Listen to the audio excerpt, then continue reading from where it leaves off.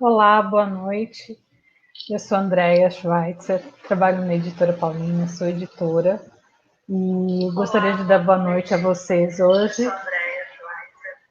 apresentando primeiramente o professor Wilson Cândido Braga, autor do livro Autismo Azul de Todas as Cores e Deficiência Intelectual e Síndromes Infantis. O professor Wilson Braga é graduado em Terapia Ocupacional pela Universidade de Fortaleza e Ensino da Biologia pela Universidade Estadual do Ceará. É especialista em Saúde Mental pela Universidade Estadual do Ceará, em Autismo e Educação Inclusiva, em Atendimento Educacional Especializado pela Universidade Cândido Mendes, e ele atua como terapeuta ocupacional na Mais Estímulos, Centro de Estudos, Formação e Consultoria, como diretor e docente em cursos de formação e cursos de pós-graduação. Para debater e conversar aqui com a gente hoje, também vamos apresentar a Fabiana Maia, pedagoga, pós-graduada em psicopedagogia, alfabetização e letramento, arte e educação, educação ambiental e educação inclusiva. Ela possui especialização em administração e supervisão escolar, atua na assessoria a instituições públicas e privadas na área de formação de profissionais, com enfoque em educação inclusiva, assessoria personalizada para alunos que estejam cursando na universidade ou cursos técnicos, orientação a pais e mediadores de alunos com deficiência ou qualquer singularidade, e coordenação de elaboração de materiais de apoio e adaptação. Atua também na parceria com instituições para flexibilização curricular a partir do aluno e atendimento individualizado. Boa noite, queridos. É um prazer estar aqui com vocês hoje e vamos debater esse assunto tão importante para a nossa sociedade, especialmente para as nossas crianças e adolescentes. É verdade, são pautas bem significativas, especialmente ainda encaradas como desafios por parte das escolas, por parte das famílias, né? De acordo com cada realidade, a gente tem aí dificuldades bem particularizadas. Então, são temas relevantes de verdade. Boa noite, obrigada pelo convite, né? Eu vou fazer minha autodescrição. Sou Fabiana Maia, tenho cabelos longos e cacheados, uso óculos, estou com uma bata verde musgo. Estamos aqui, né, acho que para essa noite de sexta-feira, debater, né, e trocar um pouco, e compor um pouco, né, com informação aí para todo mundo. Obrigada pelo convite. Obrigada. Vou fazer minha audiodescrição. Sou o professor Wilson Cândido, sou conhecido como professor, apesar da formação de base ser terapia ocupacional. Estou com uma camisa grafite, uso óculos, calvo, né, bastante calvo, e uso barba fechada, também grisalha, em função aí do avançar da idade, 48 anos. Eu tenho cabelos medianos, sou branca, de ascendência metade alemã, metade italiana, então sou rosadinha. Estou usando uma blusa cor-de-rosa e, enfim, muito feliz de estar aqui com vocês hoje. Que bom. Podemos começar, né? Vamos lá. Bom, vamos falar um pouquinho sobre o livro, professor? Isso, exatamente. Esse livro, que é o meu segundo livro, que acabou de sair pela Paulinas, uma parceira que já vem aí realizando um trabalho comigo já há alguns anos, né? Começando aqui pela Paulinas de Fortaleza, anteriormente com a Irmã Preta e agora, né, com outras irmãs que assumiram a casa e que aí também continuou a parceria não só nos livros, mas também com cursos, com palestras. Então, o primeiro livro a gente vai falar um pouco mais à frente, que é o de autismo, mas não tem como a gente conversar sobre deficiência intelectual sem também fazer um gancho com o autismo e agora nessa condição de espectro e multivariedade aí de tipos de diagnóstico. Então, o livro Deficiência Intelectual e Síndromes Infantis, ele foi um livro pensado, assim como o outro, para trazer uma linguagem a qualquer profissional da saúde, da educação, da ação social, a pais, a cuidadores, né, a familiares em geral, para que eles possam, ao se deparar com essa leitura, ter uma compreensão, né, direta, sem grandes arrudeios, porque normalmente o material que a gente tem, né, em linhas gerais, são termos técnicos que só chega à compreensão por parte de profissionais envolvidos com esses estudos. Então, a proposta dos 2 livros, tanto esse quanto o de autismo, é de levar informação clara, sem perder, lógico, a cientificidade, sem deixar de usar os termos técnicos, mas sempre explicando de uma forma direta e compreensiva aquilo que para a família ainda é considerado um enigma ou grande dificuldade de compreensão. Então, a gente trouxe o livro Deficiência Intelectual e Síndromes Infantis, fazendo um gancho, né, entre a deficiência intelectual e o autismo, entre a deficiência intelectual e uma infinidade de síndromes que a gente sabe que vão chegar aí nos espaços escolares, nos espaços de atendimento clínico, e que precisa que cada um de nós, profissional, se aprofunde nesse entendimento. Então, não dá para falar com profundidade de todas as síndromes, porque são mais de 2.000 síndromes só na infância. Então, a gente fez aí a apresentação breve, direta e clara de várias delas, né, trazendo sempre essa possibilidade de falar da deficiência intelectual como sendo características de algumas dessas síndromes. Até porque encontrávamos, muitas vezes, nas escolas, dificuldades em colocar esse aluno com uma deficiência, aliás, com uma síndrome particular dentro do chamado censo escolar, por achar que não fazia parte do público-alvo da educação especial, que tem um elenco específico de deficiências, né, compondo esse universo, e a gente trazendo essa classificação das síndromes, mostrando que dentro delas tem a deficiência intelectual e muitas, elas já entram aí como parte desse serviço contemplado pela educação especial. E também trouxemos no livro uma apresentação clara, com linguagem clara, da deficiência intelectual, associando também ao DSM, que é a explicação científica, né, que é a escala médica de avaliação, o que é que ele define como deficiência intelectual, fazendo aí também um paralelo diferencial entre o que é uma condição de deficiência intelectual e o que são os transtornos específicos da aprendizagem, porque ainda se faz grande confusão por achar que um aluno que tem dificuldades no processo natural de aprender já é considerado deficiência. Então, a grande sacada do livro é essa, é mostrar que existem, sim, particularidades da deficiência intelectual, existem condições específicas chamadas transtornos de aprendizagem, que não podem ser confundidos um com o outro, apesar de que a gente ainda vai encontrar, inclusive, diagnósticos médicos fazendo uma associação, que é uma condição aí que precisa ser bem esclarecida. E o próprio autismo hoje, pela configuração tanto do DSM-5 de 2013, 2014, quanto pela própria configuração do CID-11 de 2018, ele traz a deficiência intelectual aí como uma característica de observação para esse fechamento diagnóstico. Não dizendo ou afirmando que todo autista tem a deficiência intelectual, mas que é importante observar a presença ou não dessas dificuldades, né? Não só de caráter intelectual, mas de caráter adaptativo, que é o que a gente tem aí como classificação para a deficiência intelectual. Então, o livro ele traz aí esse universo de possibilidades, sempre de uma forma direta e clara, para que as pessoas possam se aprofundar e entender melhor do que a gente está tratando. E, principalmente, por ser uma temática que a gente não tem tanta literatura. Tem apresentações muito breves, dentro de capítulos, e o livro traz aí uma ampliação maior desse assunto.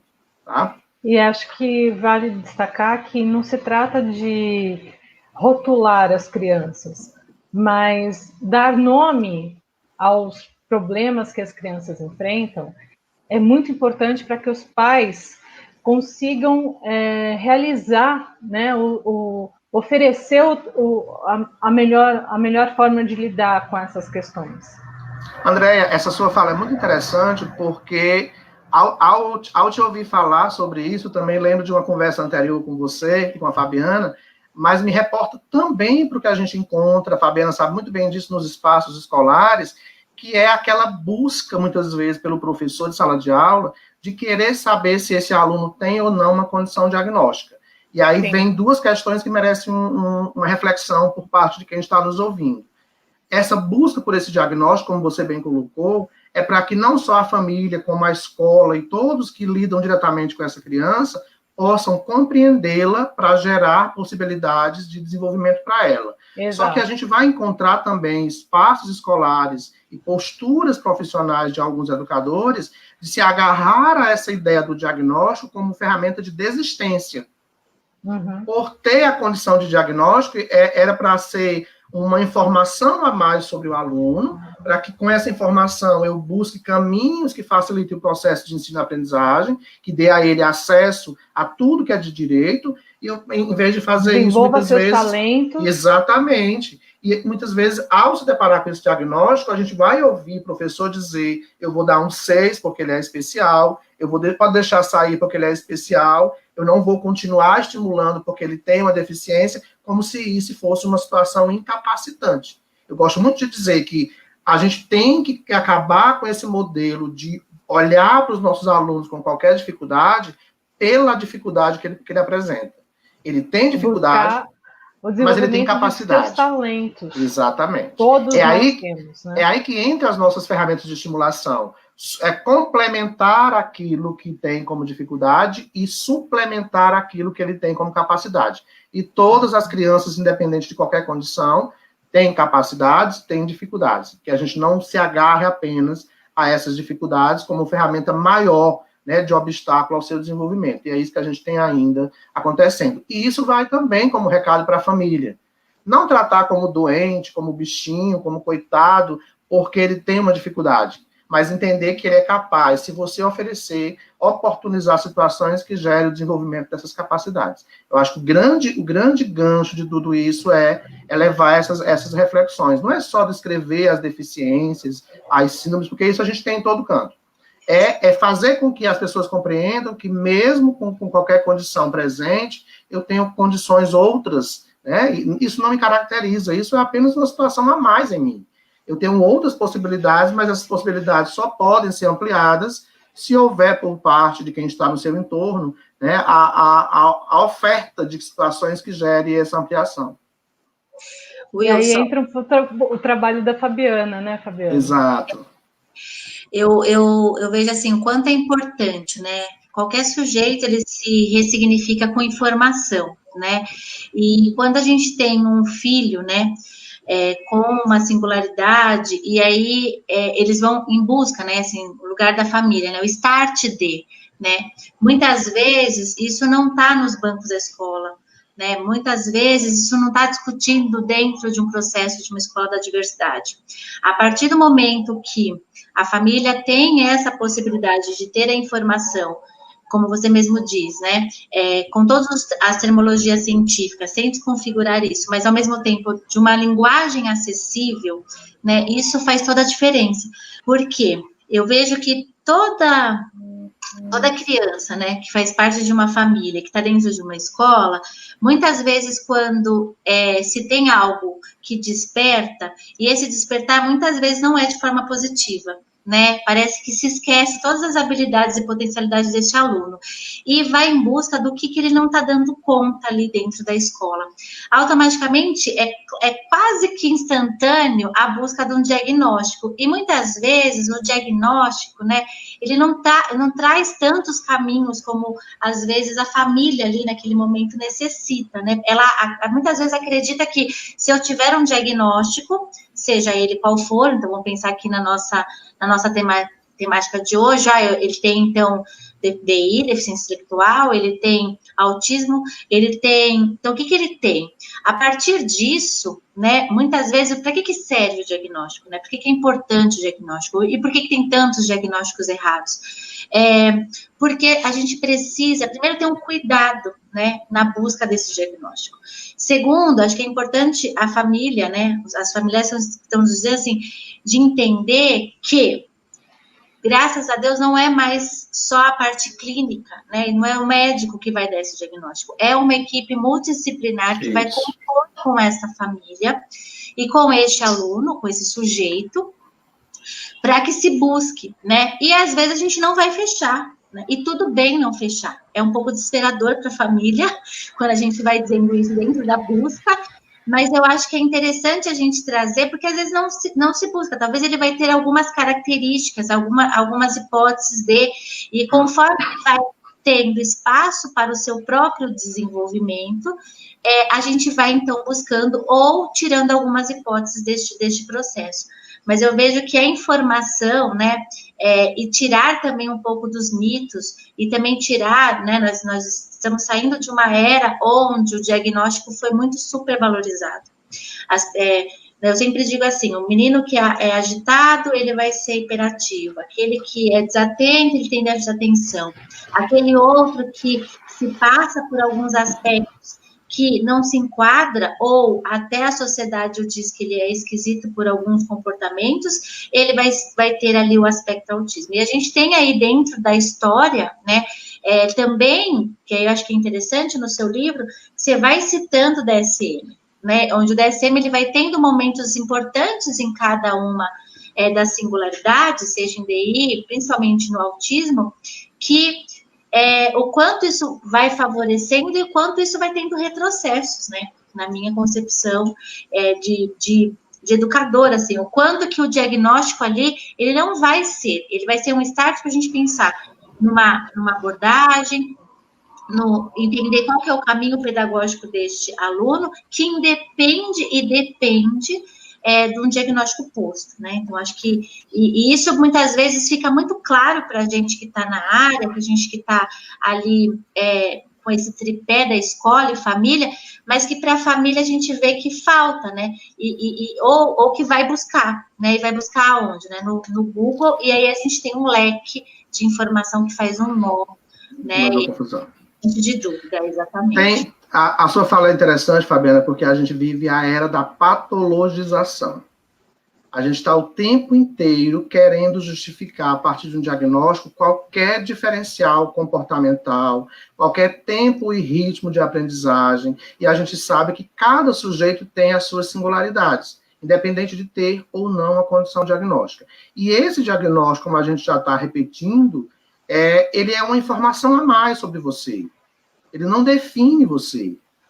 E é importante quando eu digo assim, os dois livros trazem linguagens claras, que qualquer mãe, eu digo isso porque o primeiro livro sobre autismo, muitas famílias tiveram acesso, e a gente sabe que as famílias de pessoas com autismo, elas têm sede de conhecimento, elas vão buscar por esse conhecimento, e isso faz a grande diferença nesse movimento que a gente tem hoje, né, tanto de inclusão da pessoa com autismo, quanto de famílias que não têm mais aquele comportamento de se esconder porque tem uma pessoa com autismo dentro de casa. Então, esse diagnóstico acontecendo, ele traz para você, profissional de qualquer área, informações adicionais sobre esse sujeito, que irá te nortear no plano de intervenção que você vai pensar em executar com ele, que deve nortear o professor em sala de aula com relação a qualquer ajuste no conteúdo, a qualquer adequação ou flexibilização, seja lá o nome que a gente utilize para dar acesso a ele, e que não pode ser um elemento de descarte.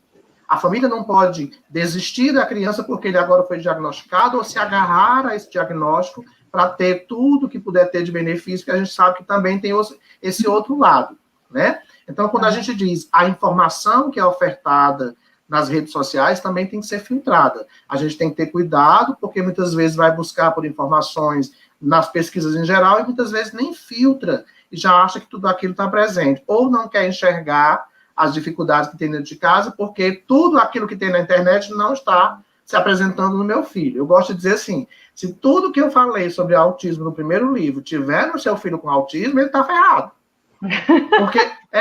Porque a gente apresenta o que pode estar presente. Mas eu não estou falando de autista, eu estou falando de autistas.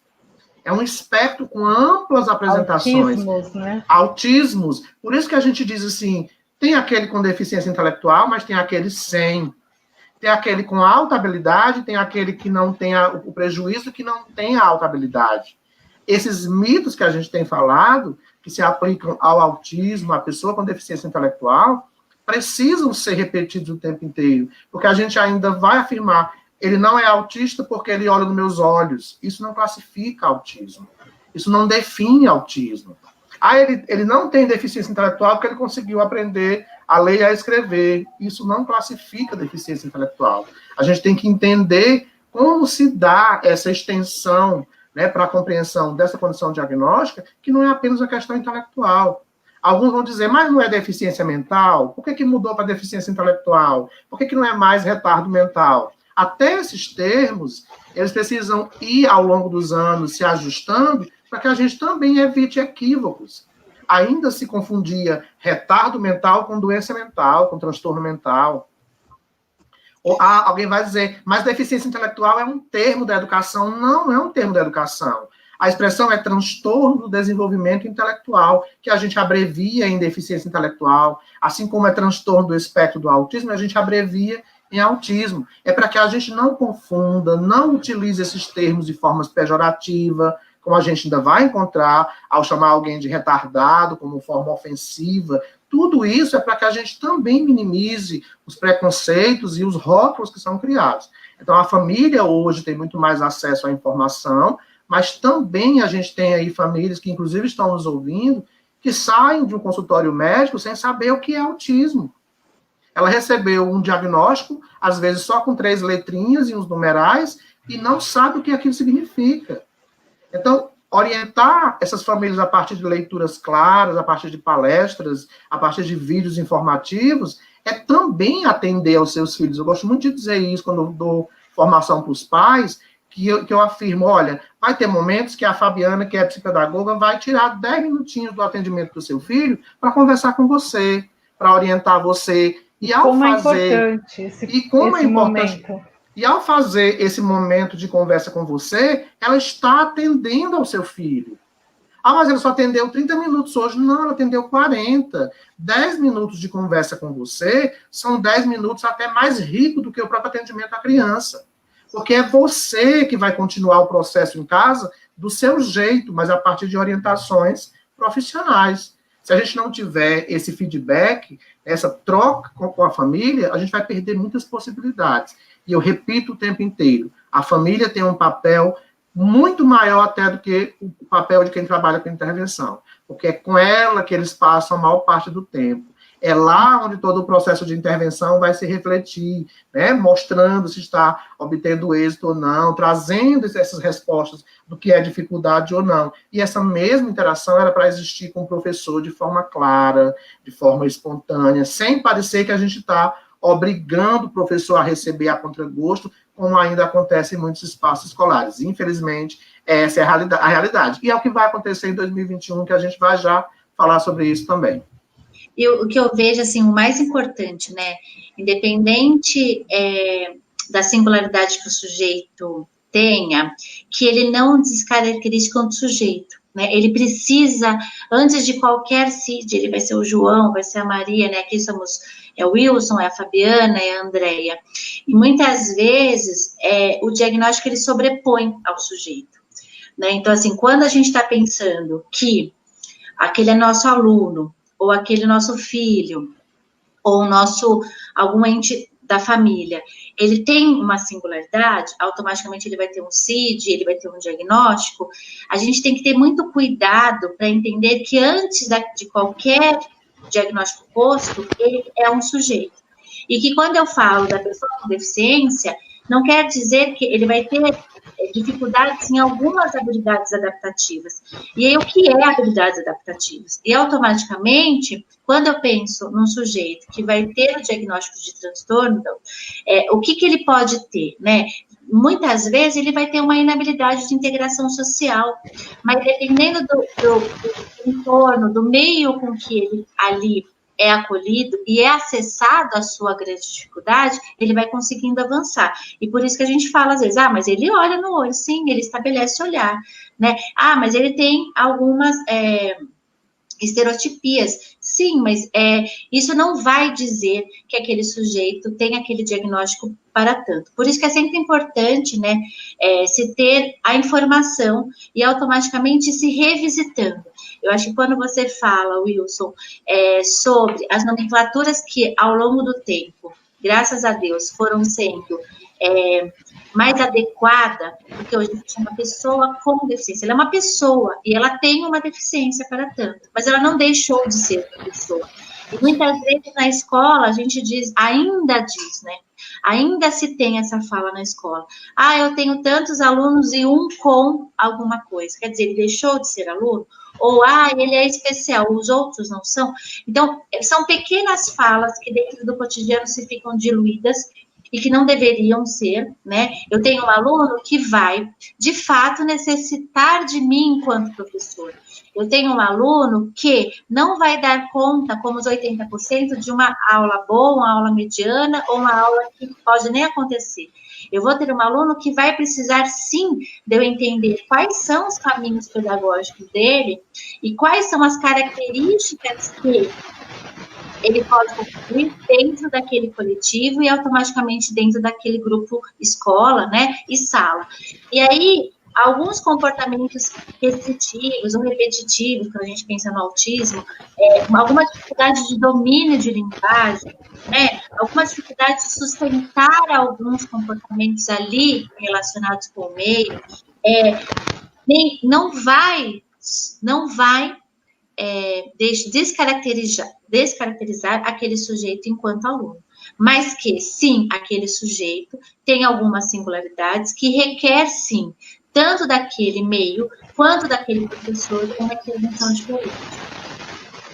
Fabiana, eu te interrompo para complementar. Processo coletivo. Eu aproveito a sua fala para pegar esse gancho no tocante à questão do ser pessoa e de não ser definido como uma condição diagnóstica, e é preciso que a gente repita que isso não se restringe no contexto social e escolar apenas ao aluno. Muitas vezes a escola quer obrigar a família a apresentar um laudo como sendo uma condição para a matrícula, para a permanência do aluno, para qualquer situação que a escola tenha como obrigação.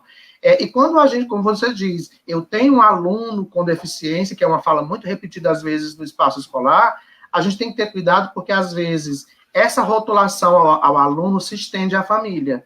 É o aluno Down, é a mãe do Down, é o pai do Down, é o irmão do Down, como se ninguém mais tivesse identidade. Isso é muito perigoso porque a gente não está percebendo que esse tipo de fala, que talvez não tenha nenhuma intenção a mais, ela está causando aí uma certa abordagem preconceituosa frente a esse sujeito. Quando eu tenho 10 alunos e um incluído. Perante a lei não existe aluno incluído. Existem alunos.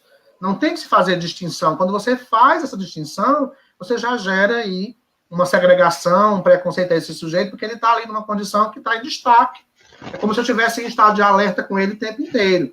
Quando a gente diz assim, deficiência intelectual, mas o que é deficiência intelectual? É só um prejuízo de ordem acadêmica? É só uma capacidade intelectual abaixo da média? É só um comportamento infantil em relação à própria idade? Não. Além disso, ele também pode ter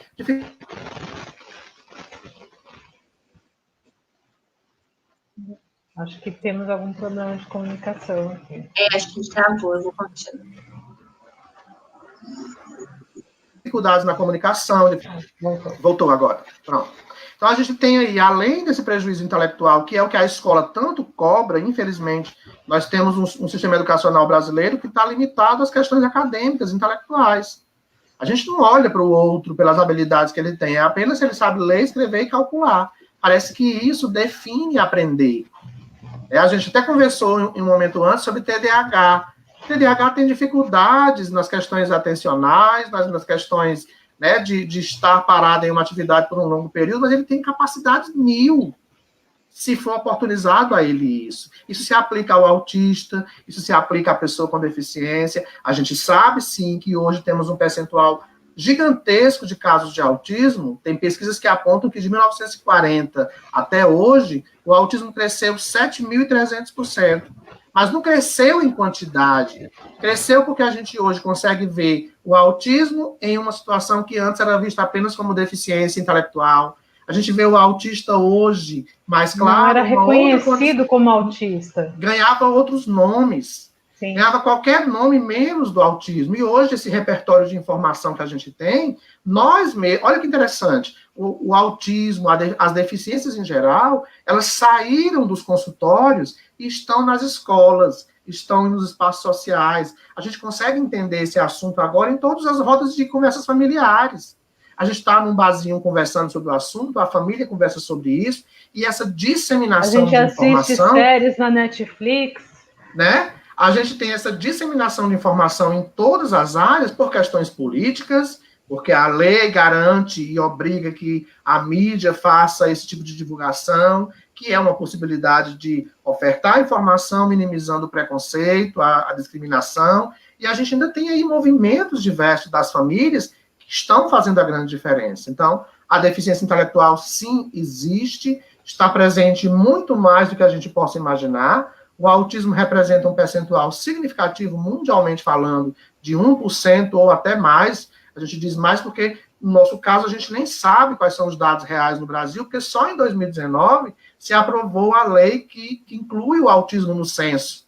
A gente nem tem um quantitativo exato. A gente tem uma estimativa de 2 milhões de brasileiros baseado em 1% da população mundial. Mas a gente não tem dados reais no Brasil. Até as pesquisas que a gente tem e as informações que a gente traz ao fazer um artigo ou um livro, é muito de fora, é muito dos Estados Unidos, é muito da Associação Americana de Psiquiatria, do Centro de Controle e Prevenção de Doenças, porque nós não temos dados reais aqui, tudo vem de fora. Então, essa disseminação de informação que esses 2 livros também trazem, elas chegam muito mais fácil ao professor da sala de recurso multifuncional, por exemplo, que hoje fazem um grande e belíssimo trabalho em todas as capitais, em todas as cidades, representam hoje aí uma possibilidade muito maior de suporte ao aluno que está tentando se fazer incluído no processo escolar, então faz a grande diferença. E as famílias estão aí, reivindicando o direito, brigando por direitos, querendo estar em qualquer lugar que é de direito estar.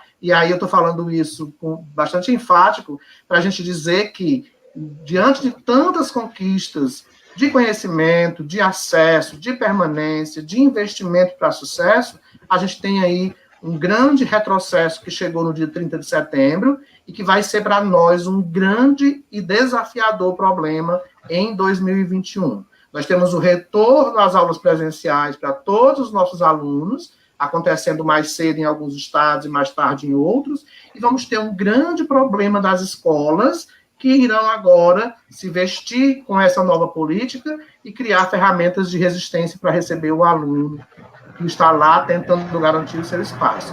Ah, mas se oportunizou com o decreto 10.502 que a família tenha a opção de escolha para o seu filho com qualquer deficiência. Opção de escolha? Como assim opção de escolha? A escola tem condição de avaliar quem vai ficar nesse espaço com deficiência, com autismo, com qualquer condição. Aí ele não vai ficar aqui, ele vai ficar com uma oferta de escolha para uma sala especial ou para uma escola especial. Será que isso é conquista para nós, profissionais que estamos brigando para que esses alunos sejam vistos, sejam respeitados nas suas capacidades, mesmo com dificuldades, e todos os alunos têm dificuldades, independente de deficiência ou não. Então, a gente tem que pensar aí no decreto como sendo um desafio que a gente vai enfrentar para 2021. Já estamos tendo escolas resistindo à matrícula já para 2021. Imagine quando voltarmos, de fato. Exato.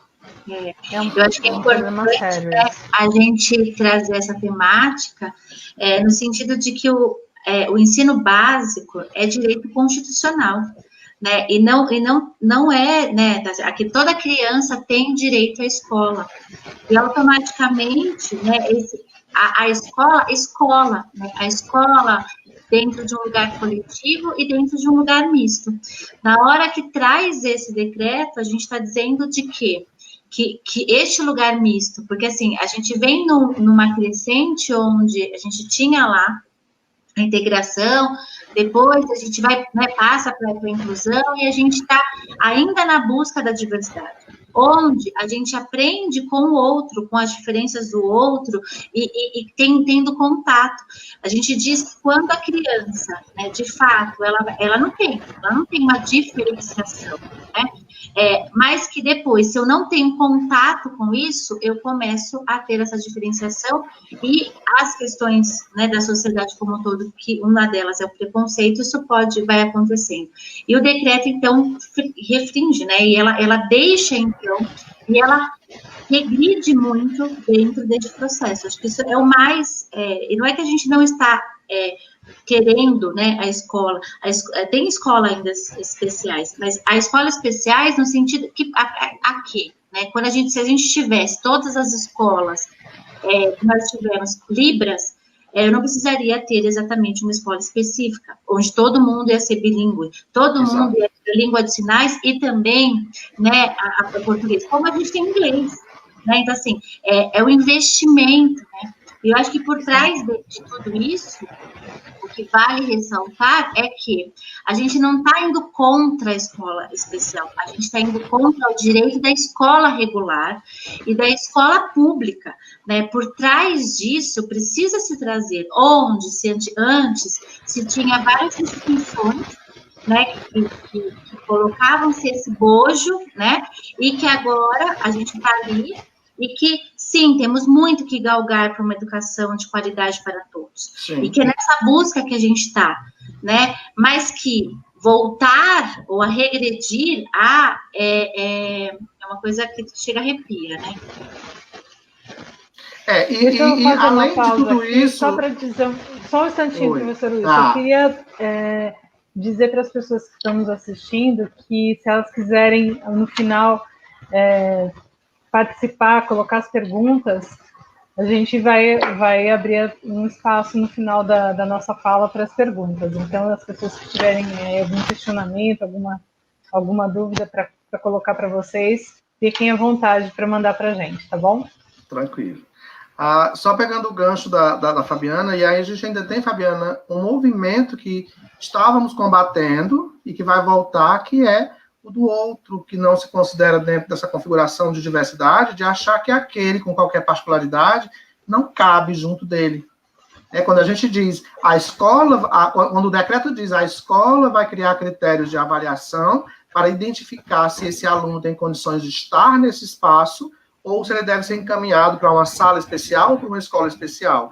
Então, vai empoderar, inclusive, aos alunos, em geral, em processo de formação, de personalidade, a dizer, sim, mas aquele, nessa configuração de diversidade, não pode estar junto de mim. Ele tem que estar lá naquele canto, segregado, como se não pudesse fazer parte desse processo. Eu já vivi tudo isso há 20 anos atrás, quando eu comecei a minha vida profissional dentro da escola pública, trabalhando como terapeuta ocupacional, quando nem existia ainda as salas de recurso multifuncional, e a gente trabalhava aí a retirada de muitos alunos das salas especiais para incluir nas salas comuns, e era um movimento difícil porque a gente tinha, nesse espaço especial, todo aquele que não se considerava apto a estar na escola comum, não era só a pessoa com deficiência.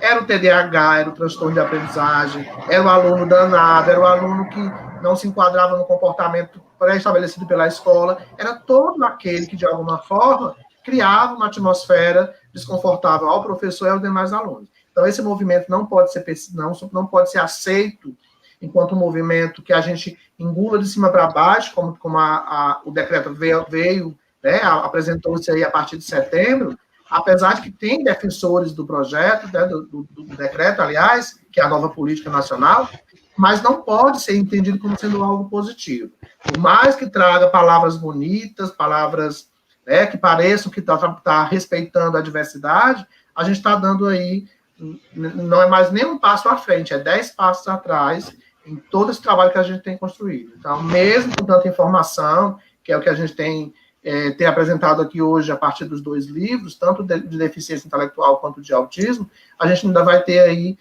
ferramentas que parecem desinformação.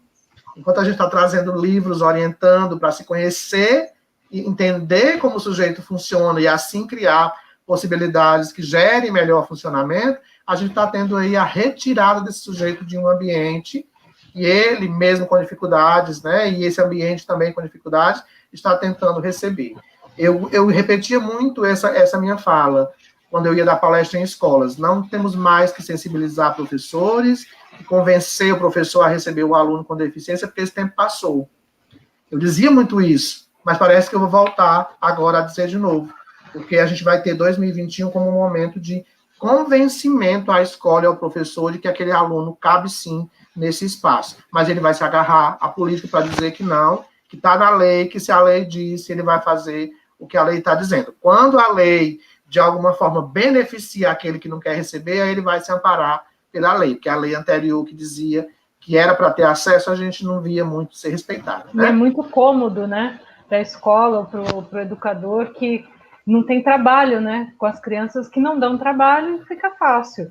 Eu pergunto, André, se não é cômodo também para as prefeituras e para os governantes estaduais, que também vão jogar para alguém. Não precisa preparar o professor, não precisa preparar o educador para lidar com a diversidade. E onde as pessoas é muito mais fácil lidar com um padrão, né? E onde as pessoas não percebem que se esse dinheiro, né, e falando mesmo, entraria na rede pública, né, ela está voltando para as instituições, né, é que as pessoas geralmente não falam isso claramente, né, o quanto que a gente ter uma escola de qualidade para todos e ter um trabalho no contraturno, que é o AE, e automaticamente dar o suporte no contraturno, porque esse aluno de fato necessita, e na verdade, agregando e garantindo os direitos que o sujeito tem, e não é o sujeito com deficiência, é o sujeito que tem alguma dificuldade de aprendizagem, é o sujeito que esteja ali dentro do processo de ensino-aprendizagem. E aí parece que são pessoas à parte, né? Como se o aluno típico, não típico, aluno com alguma singularidade ou não, com diagnóstico ou não, ele não necessite de um suporte no contraturno, onde sim, se essa política viesse, onde essas instituições, ou uma escola extra, ou o próprio AE, conseguisse ampliar para garantir que a nossa qualidade do nosso ensino fosse evoluindo, seja ela em que instância esteja falando, mas aqui eu acho que é de garantir a gente dizer que é a rede pública, né? Porque a gente precisa galgar. E aí vem um retrocesso, onde está ali camuflado um monte de, como o Wilson fala, palavras bonitas, disse e me diz, né? Entre linhas as questões, como se você tivesse que optar de ser contra ou a favor, né? Somos contra porque não acreditamos na segregação. Somos contras porque acreditamos que eu aprendo, né? Então, assim, na hora que eu tenho uma escola onde eu tenho um cadeirante, automaticamente a escola vai precisar ter alguns ajustes arquitetônicos. Sim. Quando eu tenho uma escola que eu vou ter alunos, sim, com deficiência intelectual, eu vou ter que pensar no meu planejamento e vou ter que me debruçar aquele aluno que não aprende e que aquele planejamento que é pensado e repensado, ele precisa ser evoluído.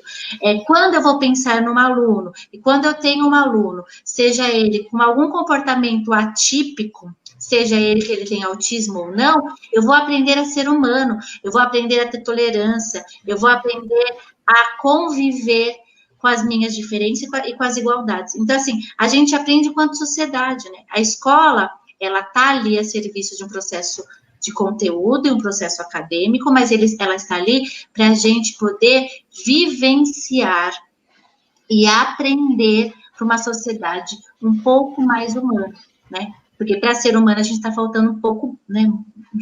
Bastante. Um pouco muito, né?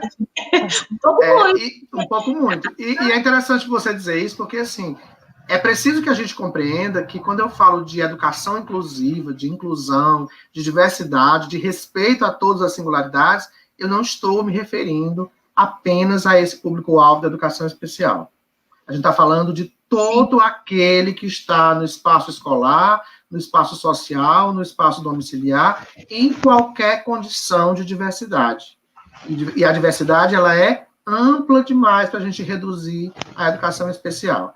Então, a gente está, às vezes, falando de deficiências, esquecendo de outras condições que estão ainda sendo negadas no seu direito, no seu acesso, na sua permanência. Tem deficiência intelectual, mas também tem deficiência auditiva, deficiência visual, deficiências físicas, e que também tornam esses sujeitos especiais. E temos aí o filho de pais separados, o filho de casais homossexuais, nós temos o negro, o branco, o mulato, o índio, o quilombola, o homem do campo, nós temos toda essa diversidade que precisa de acesso. Que não fala a nossa língua. Exatamente. E todo esse universo de diversidade está na escola, está no contexto social, e que a gente precisa respeitar cada singularidade para entender que esse espaço é comum a todos. Então, a possibilidade de inclusão, o decreto fala de deficiência, mas a possibilidade de inclusão ela é muito maior do que apenas da pessoa com deficiência, né? E aí, ao falar de deficiência, ontem uma mãe me perguntou uma coisa e eu vou repetir de novo, porque eu sempre tenho repetido. O autismo é considerado deficiência perante a legislação. A gente não está afirmando em nenhum momento que todo autista tem deficiência. Mas, segundo a Lei 12.764 de 2012, o autismo ele é configurado como pessoa com deficiência para efeito legal. Isso quer dizer que eu vou ter autistas com ou sem qualquer deficiência, mas perante qualquer política pública, seja ela da educação, da saúde, da ação social, ele tem direito a tudo que se atribui enquanto direito à pessoa com deficiência. Então, não estamos dizendo que os autistas são deficientes. Não, eles são deficientes sob a ótica de direito, legalmente falando, mas nas suas configurações dentro do espectro, a gente vai ter com, sem deficiência, e assim, dentro de todas as condições que a gente tem por aí. Né? Para a gente entender que perante qualquer tipo de situação que traga direito a essa pessoa, ele está configurado, de fato, como pessoa com deficiência. Mas, cada caso é um caso particularizado, e de acordo com o diagnóstico, com as avaliações multidisciplinares, é que a gente vai identificar ou não a presença de qualquer outra comorbidade, além do quadro principal, que é o autismo. Só para a gente deixar claro essa informação que a gente ainda tem aí como confusa por parte de algumas famílias, tá? E a matrícula que a escola oferece não é um favor, não é uma concessão, é um direito. E matrícula não é inclusão. Matrícula é uma prerrogativa para que você entre na escola. Inclusão é acesso, permanência, com investimentos que gere algum tipo de sucesso. E sucesso condições de aprendizagem. E sucesso para essa aprendizagem não é que você tenha que chegar na universidade. Para uma família que tem um filho com qualquer dificuldade, qualquer pequeno avanço é um grande avanço.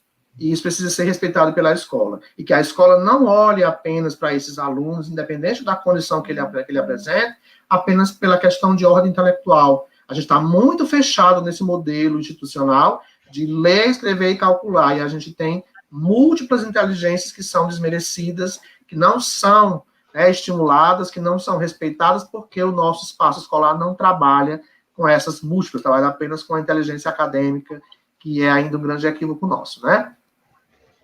Exatamente. Quando a gente vai pensando no poder público, né, que vai exigindo uma escola comum e que essa escola comum seja inclusiva, ela vai garantindo esses direitos, né, o direito de ser livre, o direito do contraturno, o direito do AEE, o direito de sermos, né, da garantia da diversidade, né? O Celso está perguntando aqui por que alguns pais, apesar de identificar alguma possível deficiência na criança, acabam não aceitando. O que isso pode acarretar na criança? Boa pergunta, Selma. Independente de qualquer diagnóstico, a família vive 3 momentos que são muito particulares. Eu abordo esses 3 momentos aqui nesse primeiro livro. Tá? Negação, adaptação e aceitação. Não é apenas não aceitar, é não querer ver, é não querer admitir, né? Até porque culturalmente ainda se tem nas famílias uma herança muito antiga da culpabilização. Eu preciso achar um culpado, alguma coisa de errado eu fiz. E quando eu trago esse aceitar com facilidade, né, dependendo de cada família, eu posso ter comportamentos muito distintos. Então, esse momento da negação é um momento que vai acontecer em todas as famílias. Algumas vivenciam mais rápido, outras demoram muito. O conselho que a gente dá e a orientação que a gente faz é que esse primeiro momento que é o luto pelo filho que você idealizou, que não chegou como você queria, que é preciso que você enterre esse filho idealizado para aceitar o filho real, ele precisa passar. E mesmo que você ainda esteja chorando esse luto, é preciso que você entenda a importância da estimulação, independente de você aceitar ou não a condição diagnóstica. Quando você consegue passar dessa fase de negação, você entra na adaptação, que é uma melhor compreensão, é estar situado agora no que está acontecendo, que já é um caminho a ser trilhado para que você aceite. E aí, quando você aceita, Selma, eu gosto de dizer assim, quando a família aceita, ela veste a camisa da Mulher Maravilha ou do Super-Homem e vai brigar por tudo aquilo que o filho precisa e tem direito. Então, são 3 momentos particulares: negação, adaptação e aceitação. E isso acarreta um outro problema. A gente está o tempo inteiro falando de inclusão, de atendimento à pessoa com deficiência, mas a gente esquece do suporte que é necessário se oferecer à família. Como eu disse, ela sai do consultório, às vezes, desnorteada, porque não sabe nem do que se trata aquela expressão que foi dada ao filho dela. E ela precisa ser trabalhada nesse momento de luto, de negação, para chegar na aceitação, para que assim ela possa estar amparada e apta, de fato, a oferecer ao filho o que é melhor. Então, a gente tem um problema político, que é o de oferta de serviços à pessoa com deficiência, mas o desamparo ao cuidador. E a pergunta que a gente faz é: e quem cuida de quem cuida? Porque é necessário que a família também seja cuidada. Ela estando bem, ela pode ofertar o melhor para o seu filho. Agora, independente ou não do diagnóstico ser aceito ou estar fechado, o grande segredo é a estimulação acontecer o quanto antes, até para garantir aí as janelas de oportunidade, né, que a neuroplasticidade pode favorecer nos primeiros anos de vida. E a gente está falando de condições do neurodesenvolvimento, que já são percebidos lá na primeira infância, nos primeiros anos, e que se a gente perder esse momento inicial de estimulação, a gente vai ter mais dificuldades ao longo dos próximos anos para ganhar, né, trazer ganhos significativos a essa criança. Então, isso acontece com todas as famílias, tá? Tem uma outra pergunta que é: hoje a educação é feita em sala comum, sala de inclusão, e a maioria dos educadores não estão preparados para trabalhar com os alunos especiais. Vocês concordam em ensinar dessa forma ou deveria ter uma sala só para os alunos especiais? A gente acabou de falar sobre essa não concordância com essas salas.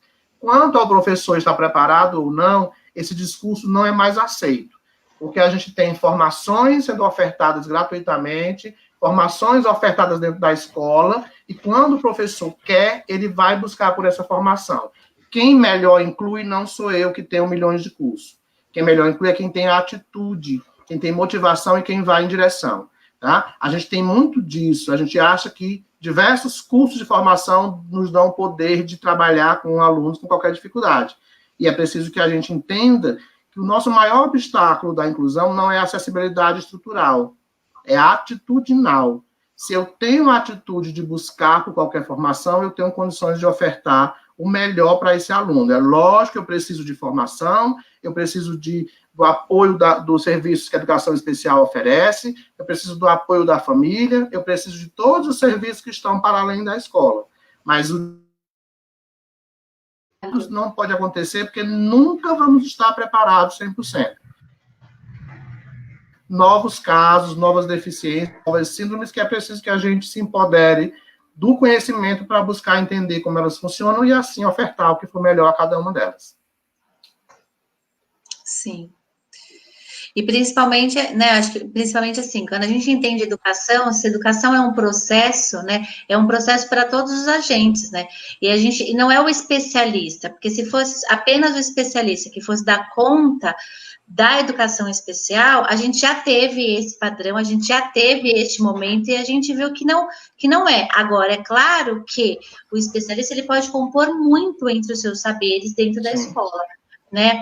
O contraturno, né? Os ditos especializados, eu sempre digo com as minhas famílias que a gente é só equipe de apoio.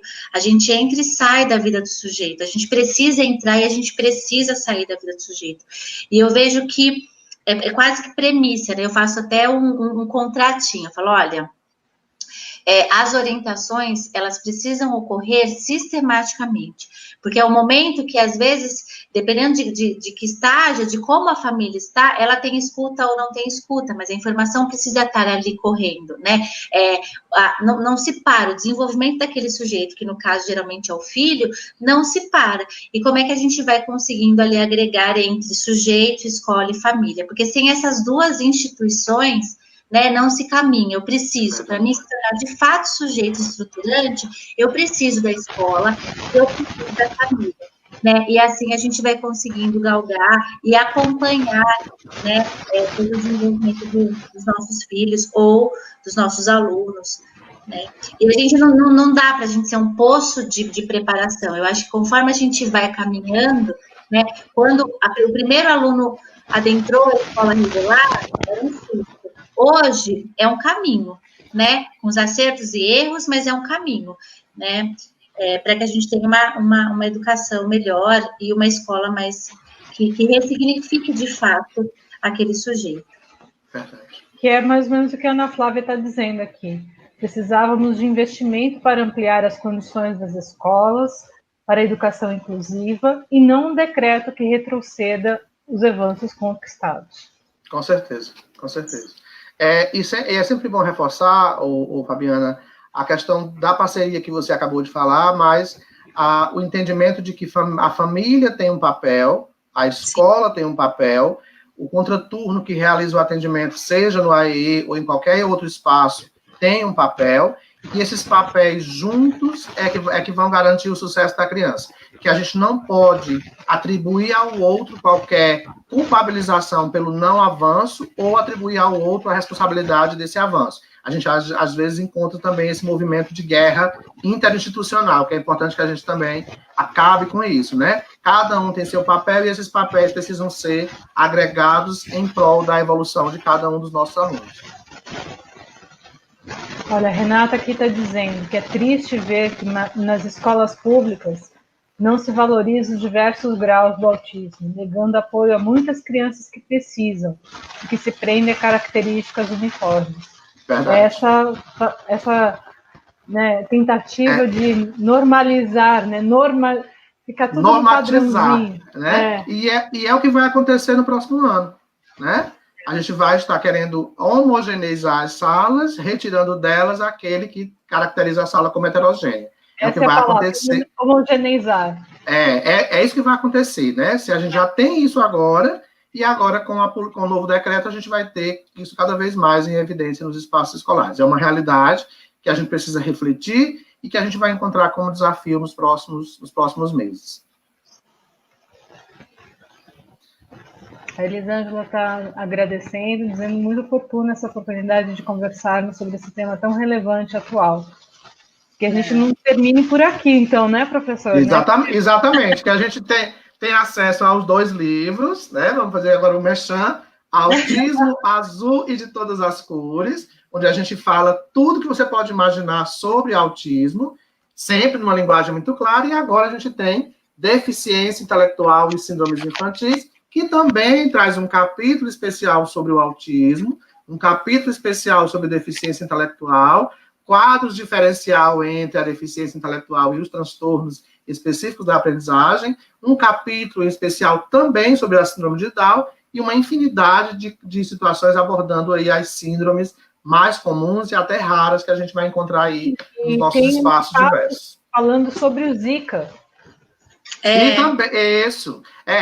Pronto. Crianças que nasceram com Zika recentemente vão começar a entrar nas escolas. Já estão chegando, né?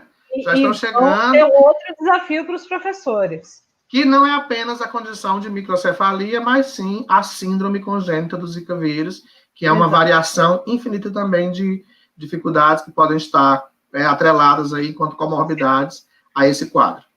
Olha, Maria das Graças Barbosa dos Santos está perguntando: como incentivar o professor na sala de aula em colaborar com a inclusão?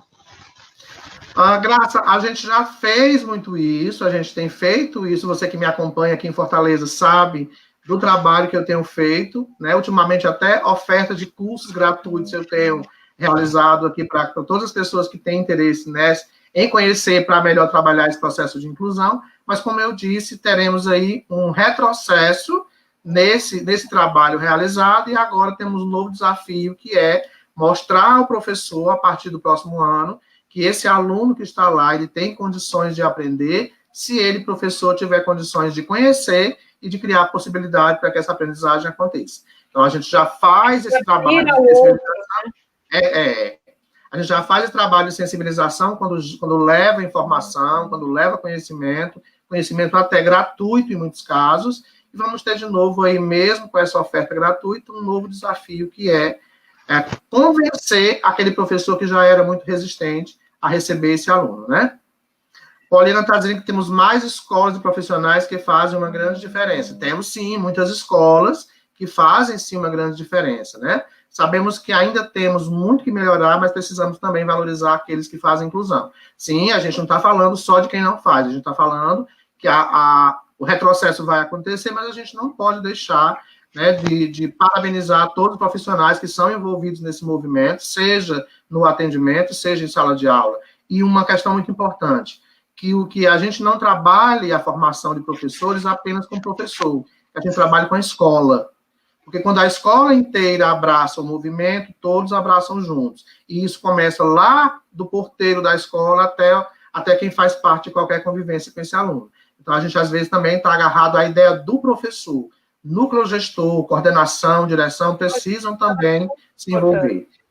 É muito importante. É muito importante. A direção é Eu acho que, respondendo as professoras, né, colegas, a gente vai colocando, quando a gente vai percebendo que o aluno que demanda da gente um novo planejamento e que as estratégias que a gente pensa para eles ressignifica 100% da nossa sala, a gente vai vendo o quanto a inclusão vai conseguindo ressignificar o nosso trabalho enquanto professor de sala de aula, né, e ressignificar a nossa escola enquanto desenvolvimento humano. Como podemos adquirir essas sugestões do livro? Então, essa pergunta é importante. Obrigada. Já estão em todas as notas, né? No site da Paulinas, você pode se cadastrar e comprar os livros, também nas nossas lojas, ou através do telemarketing. Comigo também. Direto com o professor Wilson também. Também. O pessoal do apoio está colocando aqui o link para acessar a página da Paulinas e poder comprar diretamente no site. Exatamente.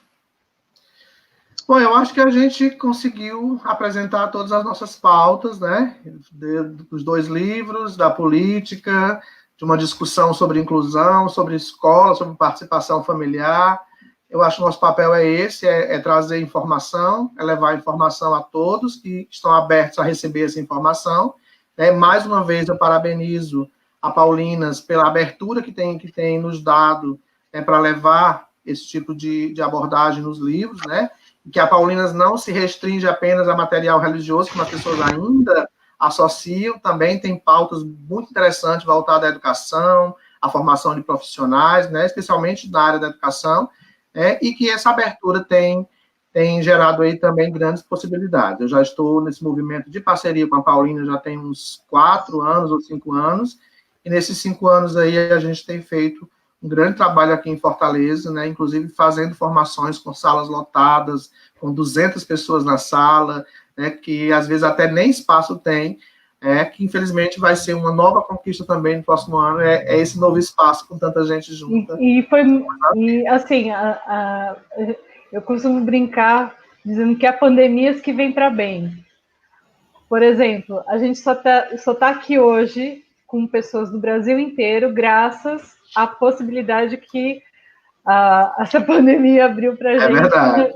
Quando a gente se abriu para as lives, né? Para esses encontros virtuais que possibilitam que a gente se encontre com pessoas do Brasil inteiro. Tem uma última pergunta aqui. Deixa eu só fazer mais um agradecimento antes da pergunta. Eu queria agradecer a Paulinas. Esse mês de novembro, eu fui o autor destaque do site da Paulinas, né? Como o autor destaque. E também agradecer o convite, que eu vou estar no dia 10 de dezembro, também falando sobre esse assunto, numa palestra na Bienal Internacional do Livro de São Paulo, que esse ano será online. Então, já fica aí o meu agradecimento a vocês pelo reconhecimento. Nós é que agradecemos a sua participação, professor. Muito obrigada. Bom, respondendo aqui a última pergunta da Ana Flávia. A educação inclusiva na fase de educação infantil ocorre muitas vezes com sucesso, mas quando avança no ciclo de ensino básico, aparecem as barreiras. Por que vocês acham que isso acontece? Pode falar, Fabiana, pode falar. Eu acredito que A educação infantil, se a gente pensar historicamente, né, a educação infantil, as pessoas com singularidade sempre estiveram ali. E depois, gentilmente ou não, eram convidadas a sair. A gente tem, ao avançar dos ciclos, né, a gente há pouco tempo atrás também acreditava que pessoas com singularidade, com deficiência intelectual, elas não se alfabetizaram. E aí, automaticamente, a gente também não ensinava. Né? Então, assim, o quanto não era ensinado e o quanto, de fato, eles não se apropriavam. E quando iam, porque muito poucos iam, para o Fundo 2 e ensino médio, porque eram quase convidados a se retirar, as famílias também acreditavam que eles não tinham potencialidade de ficar. E aí não se pensava em flexibilização de currículo, não se pensava em novas possibilidades, onde garantia o direito de ser singular. Automaticamente isso vem avançando. A gente hoje tem jovens adultos que estão chegando na universidade, jovens adultos que estão de fato frequentando o Fundamental 2 e não sendo convidados a saírem da sala para ter uma coisa mais fácil e, de fato, tendo desafio que no nosso país é um desafio ainda cursar o ensino médio. Principalmente porque a vertente não é ali a aprendizagem, e sim uma busca por um vestibular, que muitas vezes não é o 100% de todo mundo. Não é todo mundo que vai terminar o ensino médio e vai prestar um vestibular.